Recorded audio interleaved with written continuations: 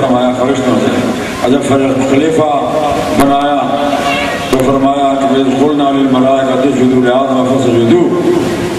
Protocol दो, मेरा खलीफा है, राशिद साहब मेरे खलीफा हैं, इनका प्रोटोकॉल दिया करो।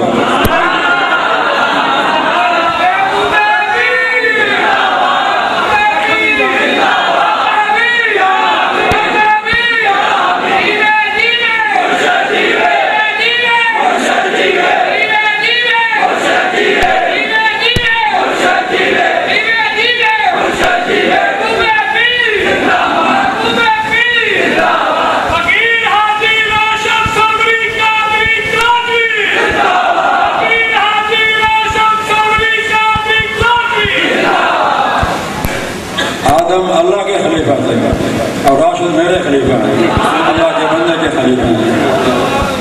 जब खलीफा बना तो कहा कि प्रोटोकॉल